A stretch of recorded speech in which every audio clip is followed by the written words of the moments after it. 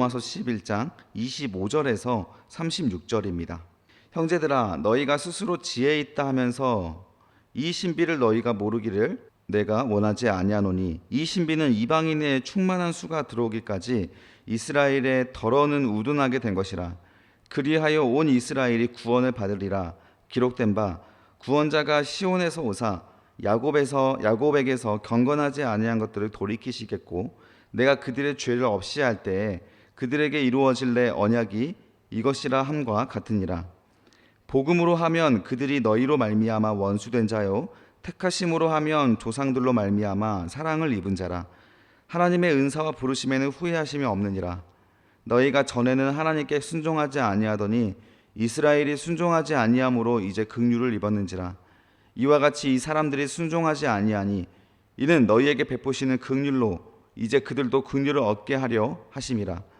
하나님이 모든 사람을 순종하지 아니하는 가운데 가두어 두심은 모든 사람에게 긍휼을 베풀려 하심이로다. 깊도다 하나님의 지혜와 지식의 풍성하며 그의 판단은 헤아리지 못할 것이며 그의 길은 찾지 못할 것이로다. 누가 주의 마음을 알겠느냐? 누가 그의 모사가 되겠느냐? 누가 주께 먼저 드려서 갚으심을 받겠느냐? 이는 만물이 주에게서 나오고 주로 말미암고 주에게로 돌아감이라. 그에게 영광이 세세에 있을지어다. 아멘. 하나님의 경륜으로 이룬 부르심의 신비. 하나님의 경륜으로 이룬 부르심의 신비라는 제목으로 주의 말씀 증거하겠습니다. 이스라엘 백성들이 믿음이 없어서 신앙의 대가 끊길 것 같고, 그리고 실제로 예수 그리스도께서 오셨음에도 불구하고 당시에 외쳤던 세례 요한을 제외하고서는 예수 그리스도를 알아보지 못합니다. 제사장의 후손들은, 바리새인들, 서기관들, 당시의 종교 지도자들은 예수를 알아보지 못해요. 메시아를 알아보지 못합니다. 그들은 로마에게도 권력에게도 엎드리지 않았습니다. 그러나 그들은 이 하나님 말씀들에 대한 본질을 헤아리지 못하고 율법과 전통의 행위로서 자신들은 거룩한 백성이고 자신들만 구원받을 수 있는 민족이라고 하는 그런 율법의 행위주의에 빠져 있었습니다. 그래서 그들은 결국 예수 그리스도를 알아보지 못하고 메시아를, 그토록 기다리고 있던 메시아를 십자가에 못 박혀 죽게 만들었어요. 왜냐하면 자신들이 기다리던 메시아는 자신들이 이렇게 율법과 말씀을 지키고 있는 이 전통을 헤아려주고 자신들의 이 전통 안에서 태어나셔서 전통 안에서 우리의 어떤 이 기득권들을 더 확립해 주기를 바라는 그 리더십, 그 메시아를 기다렸던 거였습니다. 로마로부터 우리를 독립시키고 다윗의 시대, 솔로몬의 시대와 같은 부귀영화와 이 세상을 통치하는 중심이 되는 나라, 그 세속적인 승리가 있는 그 나라의 메시아를 기다리고 있었던 것이죠. 그러나 예수 그리스도께서는 목수의 아들로 태어나셔서 유대인들이 지키고 있던 전통에 대해서 다 무시하고 오히려 전통을 거꾸로 어기게 만들고 전통의 모순에 대해서 지적하고, 그러나 율법은 다 지켰습니다. 613가지 율법은 다 지키셨지만 전통은 무시한 그런 자리로 왔기 때문에 당시에 바리새인들을 비롯한 종교 지도자들은 메시아를 알아보지 못하고 그토록 구약의 성경을 외우고 가르치는 자들이었지만 세대와 메시아를 분별하지 못하는 그들의 연약한 죄성으로 인해서 결국 메시아를 죽이게 되었죠. 그래서 결국 이스라엘이 아니라 다른 나라의 이방 민족들이 오히려 믿음으로써 구원을 받게 되는 기회가 열리게 되었다. 이게 바로 지난 시간까지 살펴봤던 겁니다. 그러나 하나님께서 이 믿음이 없어 메시아를 죽인 이 이스라엘을 버리셨냐는 거예요. 그러면 12제자 유대인들도 나오서는 안 되고 바울과 같은, 바울도 유대인 중에 유대인 아닙니까? 이 바울도 나오면 안 되는 것이죠. 이들도 결국 예수를 따랐던 수많은 무리들이 다시 예수께로 돌아와서 성령이 이 땅에 임하사 예수를 알아보고 뒤늦게 알아보고 예수께 돌아오는 수많은 무리들이 생기지 않습니까? 그들이 초대교회의 중심이 되어서, 코어가 되어서 전 세계에 하나님 나라를 선포하고 믿음으로 구원을 받는 복음을 그들에게 전하게 되는 그런 중심의 축이 되었습니다. 바울은 그 이스라엘 백성들의 저력, 하나님께서 이스라엘 백성들을 사랑하심, 그것을 강조하는 본문을 우리가 지난 시간까지 돌 감람나무와 참 감람나무에 빗대어서 말을 했죠. 우리들도 이방인입니다. 이스라엘 백성들이 아니지만 우리들의 민족성도 돌 감람나무의 뿌리를 가지고 있었지만 우리는 믿음을 가져서 돌 감람나무에서 가지를 꺾어 참 감람나무, 그래서 믿음의 선조들이 만들었던 아브라함의 그 믿음의 조상들이 만들어 왔던 그 참 감람나무에 접붙임을 받았다. 그래서 이제 이스라엘의 구원이 대체 어떤 원리로 이루어지고 있는 것이냐, 결국 은혜와 하나님의 경륜으로 이루어지고 있는 것이다. 이게 가장 중요한 거예요. 우리가 지금 이 아침 묵상을 하고 있고 여러분과 제가 만나서 성경 공부를 하고 또 예수 그리스도의 복음을 듣고 있는 이 모든 순간들이 하나님의 경륜 안에서 이루어지고 있다는 것을 우리는 반드시 알아야 한다는 거예요. 그것을 알았을 때 나의 이 신앙의 행위가 아니라 하나님께서 나를 사랑하사 나를 머리채를 붙잡고 지금 이끌어가고 계시는 거구나. 고난 중에서도 하나님은 은혜를 내게 베푸셔서 하나님에 대한 길을 보게 하시기 위하여서 주시고 있는 시련과 고난이구나. 이거를 헤아릴 수 있는 실력이 생긴다라는 거예요. 자, 그래서 25절부터 우리 함께 다시 한번 살펴보시면서 이 바울이 무엇을 강조하는지 함께 살펴보겠습니다. 25절입니다. 형제들아, 너희가 스스로 지혜 있다면서 이 신비를 너희가 모르기를 내가 원하지 아니하노니 이 신비는 이방인의 충만한 수가 들어오기까지 이스라엘의 덜어는 우둔하게 된 것이라. 자, 형제들아, 이 로마에 있는 형제들을 말하는 것이죠. 너희가 스스로 지혜 있다면서 이 신비를 모르기를 원하지 않는다. 그래서 우리가 이 말씀이 우리에게 들리기 시작을 하고 말씀이 우리에게 이렇게 생명력으로서 믿음으로써 보이고 들리고 있는 우리들이 그 신비, 다른 번역에서는 비밀로 되어 있습니다. 그 비밀을 모르지 말라. 그 비밀이 무엇이냐? 그 신비는 이방인의 충만한 수가 들어오기까지 이스라엘의 덜어는 우둔하게 된 것이다. 이스라엘이 믿지 않아서 그 믿음의 기회가 다른 나라 이방인들에게로 흘러갔던 것이지 않습니까? 그런데 요한계시록에 보니까 그 이방인의 수가 차기까지 하나님께서 기다리고 있다라는 표현들이 등장을 합니다. 그래서 우리들이 예수를 믿고 있는 그 믿음으로 예수를 믿는 자들의 숫자가 가면 갈수록 하나님께서 정해놓은 그 숫자가 차기까지 하나님께서는 이스라엘 백성들이 구원받는 그 시간을 더 늦출 거라는 거예요. 26절, 그리하여 온 이스라엘의 구원을 받으리라. 자, 여기서 온 이스라엘이다라고 하는 것은 혈통을 말하는 게 아니에요. 혈통이라고 했다면 앞에서 말했던 그 아브라함의 혈통들이 다 구원을 받아야 하는 것이고, 결국 그 지금 이스라엘 백성들이 하나님의 은혜를 놓치고 이제 이방인들이 믿음으로 구원을 받는다는 말과 정면으로 부딪히는 말이 되어버립니다. 온 이스라엘이라는 것은 이스라엘 민족들 중에서 믿음으로 구원을 받는 온 이스라엘 이렇게 해석하는 것이 앞뒤 문맥에서 맞는 표현이에요. 이스라엘의 모든 혈통들이 결국엔 구원을 받을 것이다 말하면 틀린 말입니다.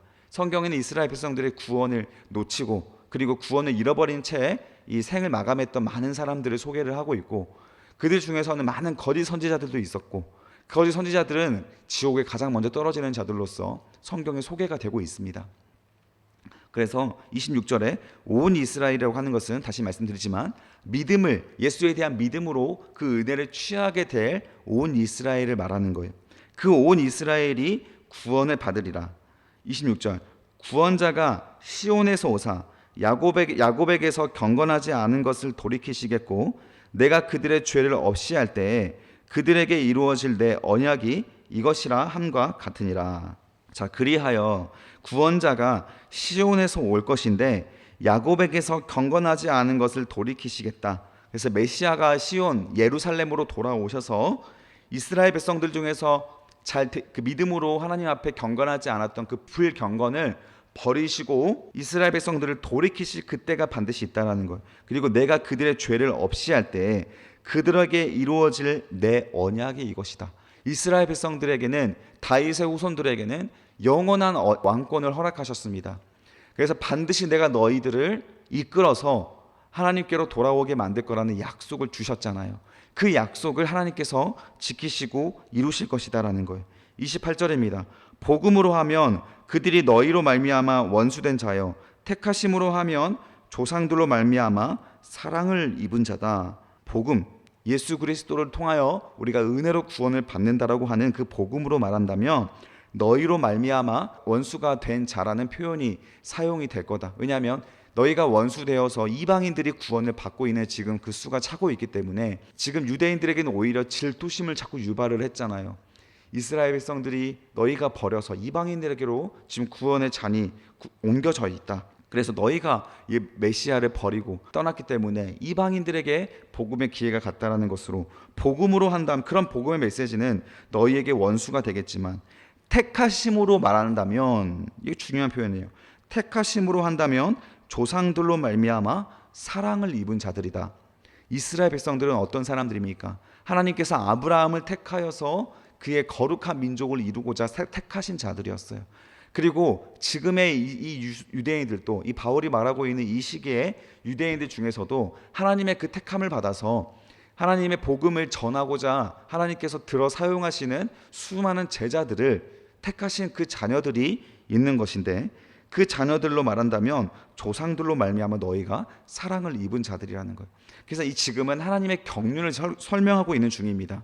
왜 이스라엘이 우둔하게 되어서 메시아를 십자가에 못 박고 지금도 메시아를 알아보지 못하고 있는가?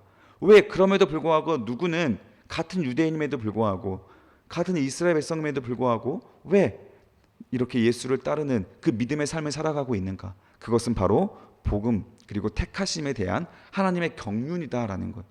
오늘날 우리에게 해석해 보십시오. 여러분들이 왜 이 아침 묵상을 참여하시고 왜 이 아침 묵상을 듣고자 하시고 왜 나는 오늘도 나를 이 말씀으로 나를 돌이켜서 하나님의 뜻 안에서 살아가고자 나를 자꾸 내어 드릴 수 있게 되는 것입니까? 여러분들이 어려서부터 특별한 교육을 받아서 그렇습니까? 여러분들의 지혜가 세상 사람들과 남달라서 그렇습니까? 가만히 돌이켜 보세요. 그 어느 것 하나 세상보다 다른 사람보다 나을 것이 하나도 없음에도 불구하고 이상하게 이 하나님의 말씀들이 내게 들려지고, 영적인 결이라고 하죠. 하나님께서 사랑할 만한 그 영적인 결이 내 안에 정말 존재하게 되는 것인가? 왜 하나님 사랑과 이웃 사랑이 성경에서 말하고자 하는 것과 닮아가고 있는가? 이런 자들은 사용하는 언어가 다르고 교회를 바라보는 시선이 다르고 예수를 의지하는 마음이 다릅니다. 영혼을 대하는 태도가 달라요. 그래서 하나님께서 주시는 책망의 말씀들조차 내게 달게 받을 수 있는 자들인 것이고, 이 하나님 말씀을 사랑하여서 자꾸 은혜 안에 거하려고 하는 태도가 발생한다는 것.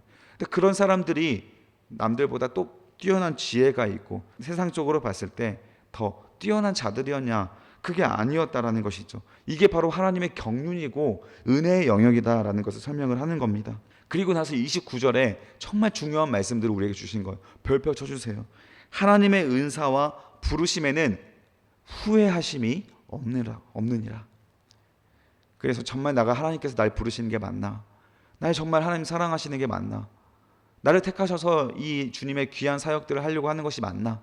이런 의심이 들 때 나를 보면 답은 없지만, 나를 보면 자꾸 부끄러움, 하나님의 잘못 선택하신 것 같은 그 실수밖에 보이지 않는 것 같으나 하나님의 은혜 가운데 한 걸음 한 걸음 나의 발걸음의 이야기를 되짚어 보니 하나님의 때에 맞게 나를 발전시켜 나가고 이 하나님 말씀으로 돌아오게 만들고 귀중한 소중한 멘토를 만나서라든지 나를 깨워서 하나님에 대한 올바른 주님의 사역자로 만들어 가시는 그런 귀한 섭리와 은혜를 우리가 알아간다는 것. 그게 바로 하나님의 부르심에 후회하심이 없다는 것. 성경에는 하나님의 후회하심이 한 번도 등장하지 않습니다. 하나님께서 내가 너를 택함이 후회했다라고 하는 그런 사울에게 주시는 그런 음성이 있지만 그 후회는 다른 표현이라고 했잖아요. 하나님의 탄식임이 탄식, 안타까움이에요. 네가 나를 떠났구나라는 안타까움이지, 하나님께서는 내가 너를 택했기 때문에 그 택함이 잘못됐구나, 내가 잘못 택했다라고 하며 후회하신 표현은 한 번도 등장하지 않습니다. 한국어의 번역이 후회이지 여기에서 그 후회는 구약에서 사용되지 않아요. 하나님은 후회하지 않으십니다. 하나님의 경륜은 완벽하세요. 우리는 미래를 알지 못하기 때문에 잘못된 선택을 하고 우리의 탐심이 있기 때문에 잘못된 연약한 길로 걸어가지만 하나님은 탐심이 있는 분이 아니시잖아요. 하나님은 거룩하신 분이시고 그분이 나를 이끌어 선택하셔서 주님의 나라를 위한 하나의 일꾼으로 나를 이끌어가고 계신다라고 하는 믿음이 있다라는, 그 이스라엘 백성들을 향한 하나님의 부르심과 선택은 그러하다라는 거예요. 그리고 지금 이방인들 중에서 믿음으로 구원을 받고 있는 자들조차 하나님의 부르심에 후회하심이 없는 선택으로 그 이방인들을 들어서도 하나님 나라를 전파하는 사역자로 사용을 하고 계시다라는 것입니다. 30절입니다. 너희가 전에는 하나님께 순종하지 아니하더니 이스라엘이 순종하지 아니함으로 이제 긍휼이 입었는지라. 그래서 우리는 이스라엘이 순종을 안 해서 은혜를 거저 받은 참 우리가 이 어부지리한 자들입니다. 그래서 우리들의 이 은혜와 믿음을 여러분 당연히 여기지 마시고 이스라엘 백성들에게 고마워해야 한다는 거예요. 이스라엘 백성들이 넘어졌기 때문에 우리가 은혜를 받았잖아요. 그러나 이것조차 하나님의 경륜이었다. 여러분 자랑할 게 뭐가 있습니까? 실망할 게 뭐가 있어요?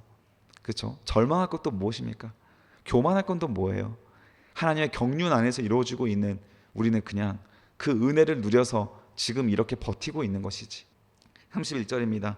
이와 같이 이 사람들이 순종하지 아니하니 이는 너희에게 베푸시는 긍휼로 이제 그들도 긍휼을 얻게 하실 것이다.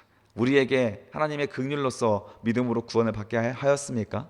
이스라엘 백성들에게도 그 긍휼의 시간이 있을 겁니다.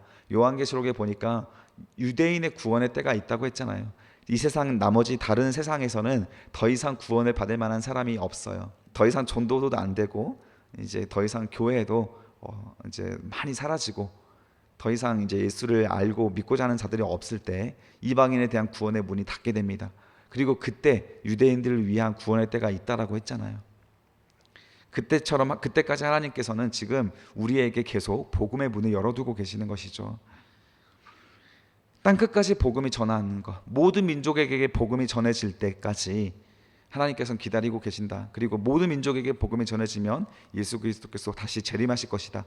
이 말씀이 우리 이 복음서의 마지막에 있지 않습니까? 근데 모든 민족이라고 하는 것은 아까 말했듯이 이 이방인의 수가 차기까지라는 표현이에요.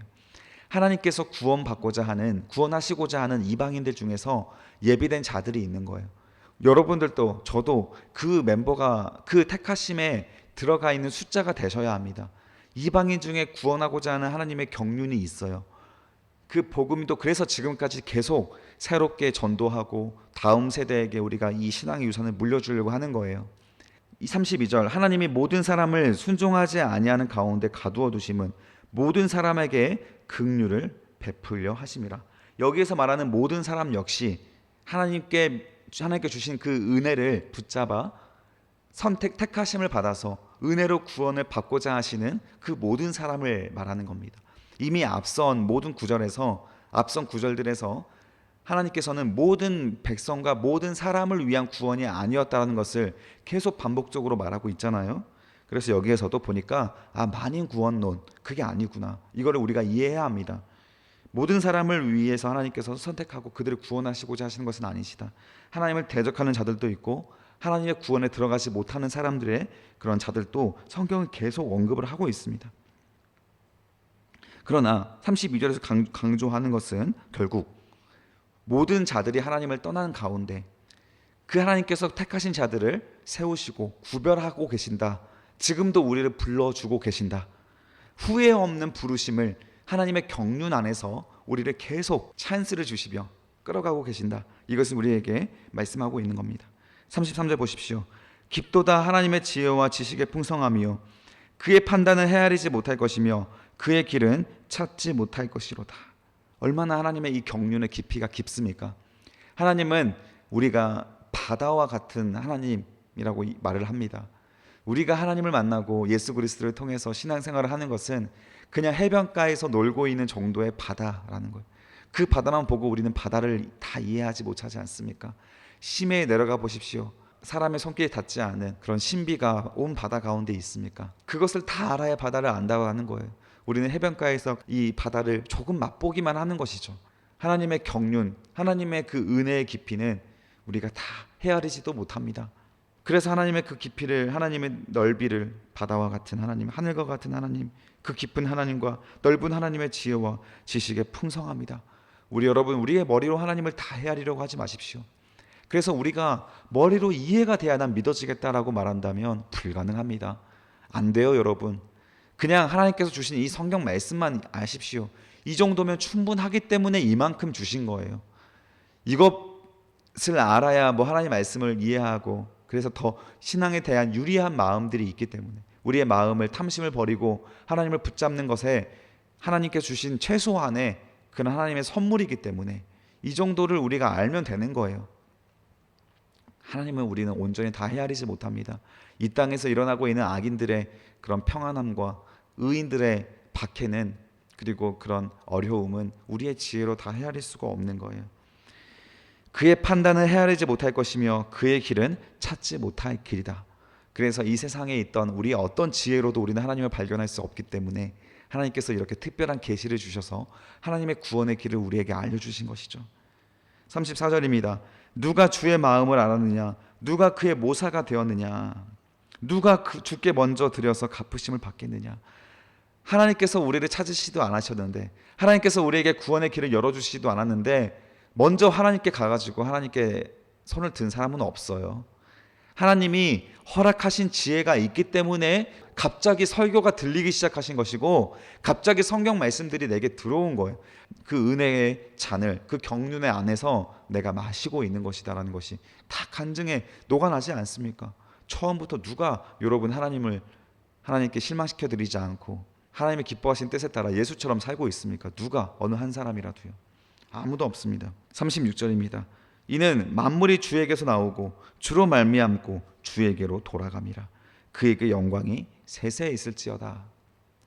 마지막까지 바울은 이 하나님의 경륜에 대해서 강조할 때 모든 이 세상의 것들은 다 주님에게서 나오니 오늘 우리에게 허락하신 이 은혜의 자리의 시간들을 교만함으로, 나의 실력으로 받아들이지 말고 하나님의 은혜로서 내게 허락한 하루 가운데 나에게 주신 은혜의 실력이구나, 그렇게 생각을 하십시오. 그래서 사람들마다 다 여러분 신앙의 깊이와 실력이 다릅니다. 똑같은 선택지가 왔을 때에도 누구는 어떤 상황 속에서 믿음을 선택하는 사람이 있는 것 반면에 또 세속으로 빨려 들어가는 사람들이 있습니다. 그러나 믿음을 선택하는 그 선택조차도 하나님께서 나를 은혜로서 그렇게 훈련시켜 왔기 때문에 그런 믿음을 선택할 수 있는 것이잖아요. 그렇게 나의 신앙들을 하나님께서 나를 이끌어가고 계시구나. 지금은 나는 부족해도 오늘 나는 다시 말씀으로 돌아와서 또 회개하고 하나님께 귀를 열고 바라볼 수 있는 이런 시선조차 하나님이 주신 거구나. 그래서 자꾸 비판하려고 하는 여러분, 그런 태도를 취하기 전에 은혜를 먼저 감사하십시오. 그리고 말씀을 보고 분별하십시오. 분별하시면 지금 우리의 교회의 상황이나 또 나의 신앙의 상황, 어떤 현 주소를, 우리 교회의 현 주소를 알고 기도가 나오는 거예요. 그런 기도가 있는 자들, 하나님께서 주시는 그 은혜의 선물을 받아서 하나님과 함께 탄식하며 눈물을 흘릴 수 있는 자들의 겸손한 하루를 살아갈 수가 있는 거예요. 우리는 세상을 못 바꿉니다, 여러분. 하나님의 은혜가 있어야 바꾸는 거예요. 나를 바꾸셨던 하나님이 이웃도 바꾸고 교회도 바꾸기를, 이 국가도 바꾸기를 겸손히 구하시면서 하나님의 경륜의 때를 기다리시며 오늘 하루를 감사함으로 기쁘게 살아가십시오. 여호와를 기뻐하는 것이 힘이라고 하였습니다. 그 은혜를 찬양하시고 기뻐하십시오. 그러나 성경 말씀을 열심히 공부하시고 분별할 수도 있어야 합니다. 그런 선물과 같이 주어진 하루, 깊고도 넓고 풍성한 하나님의 은혜의 하루를 누리시는, 후회하심이 없는 부르심을 누리시는 하루가 되시기를 주님의 이름으로 축복합니다. 기도하겠습니다. 살아계신 아버지 하나님, 감사합니다. 우리 이 대한민국 가운데 하나님의 등불을 켜주시고 오늘날 우리가 이렇게 복음을 듣고 신앙생활을 은혜로 이어갈 수 있도록 허락하신 주님, 우리가 오늘 좌절하고 넘어지지 않을 수 있는 이유는 하나님의 은혜가 나를 이끌어가고 있기 때문입니다. 지금 당장은 답답해 보여도 그 하나님의 은혜를 우리가 신뢰하고 의지하기 때문에 주님, 오늘 하루 나는 또 주님을 바라보며 주님 주신 기쁨으로, 믿음으로 살아가겠습니다. 힘을 허락하여 주시고 그 은혜의 깊이를 헤아려 주님을 찬양하고 경배하는 우리들 될 수 있도록 도와주시옵소서. 잘 분별할 수 있는 지혜도 허락하여 주시옵소서. 하나님이 나를 이끌어가고 있다라는 믿음이 흔들리지 않도록 하나님 이끌어가 주시옵소서. 부르심에 후회하심이 없는 주님의 선택을 우리도 신뢰하며 믿음으로 주님 손을 붙잡고 걸어가는 하루가 될 수 있도록 인도하여 주시옵소서. 감사드리며 예수 그리스도의 이름으로 기도드립니다. 아멘.